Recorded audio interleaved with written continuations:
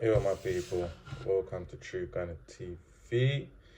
Like the video, subscribe to the channel if you are new. And we got the news that Tottenham has sacked Tudor. And I can't lie, people, I can't help but to feel sorry for the guy, blood. I'm not gonna lie to you. Even though, like, it was inevitable that it was gonna happen, like, because you can't go 7 games with 0 wins with the position that Tottenham is in, and you don't get backlash from the fans and stuff like that. But I felt like the way that he was brought in, the position that he was brought in, it just wasn't fair anyways. And some of the blames can go on him because, as I said, 7 games with 0 wins, it doesn't look good. So obviously some of the blame has to go on him. But for me, I feel like the blame stems from last season in getting rid of Ange, with him winning the Europa League, getting rid of him, and then bringing in a coach like Thomas Frank. Because for me, you've gone from attacking in Ange to defensive in Frank. And the balance just didn't work. And for me, some managers are meant to be where they are for a reason. And I just feel like Thomas Frank, it was just too big of a job for him to go to Tottenham. So I feel like from there, everything was just a mess.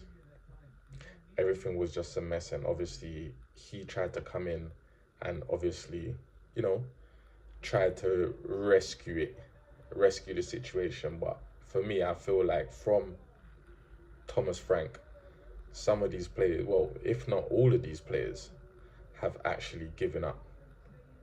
Like some of the games you see, there's just no fight. There's just nothing from these players. And as you see on the pitch as well, they're disobeying the manager's tactics or whatever he wants them to do. Some of them don't even want to do it. So for me, the professionalism of some of these players wasn't good either. And as I said, I felt like most of these players gave up before Tudor even came in. So I feel like it's kind of unfair to put all the blame on him, even though he's the coach. Most of the blame is going to go on them. Do you know what I mean? But sometimes I feel like it's unfair because some of these players have got to take responsibility as well, especially some of the senior players. And what you see now from Tottenham, the senior players have been poor. It's the senior players more you would look at and say, all right, give us something, show us something. And these senior players are not showing it. If anything, they've shown that they've actually given up this season. And for me, the Tottenham board didn't do their homework, because if you could see, most Italian coaches, they like to play back three. So with Tudor coming in, tactically, it just wasn't going to work. If anything, he exposed these players even worse. He exposed these players even worse with his formation. And we've seen these formation being played in the Premier League already. And, some have done well, but the majority haven't. And Italian coaches, most of them, they play a back three with wing backs. So I feel like the board got that appointment wrong in the first place in appointing him. Because as I said, if anything, his formation, it kind of exposed these players even more and exposed more of the problems that was already there. Because Ange's come out and said it, Tottenham don't really buy big players. But on the big wages and, you know, the well-established players. Yeah, that's not their forte. So they go for the young, you know, average good players, up and coming players. And look, going from winning the Europa League last season, getting into the Champions League for this season, I felt like they needed to go and get at least one or two elite players. And in that final last season, you've seen that the manager in Ange can change. Yeah, so I feel like sacking him was a mistake in the first place.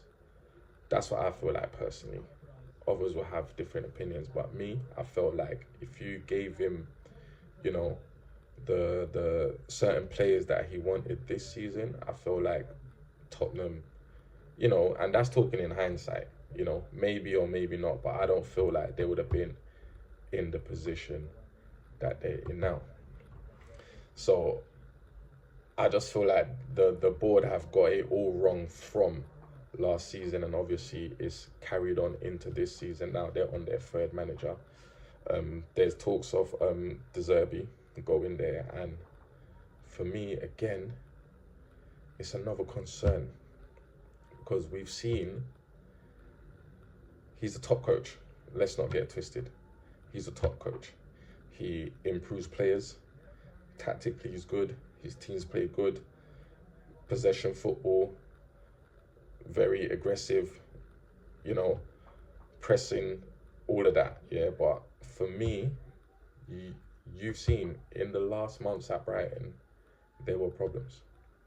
And for me, he's almost like a character like Jose Mourinho. Like, you've kind of got to give him what he wants. If not, then it will just cause problems. It will just cause problems. We saw that at Brighton. We saw it at Marseille, which he just left.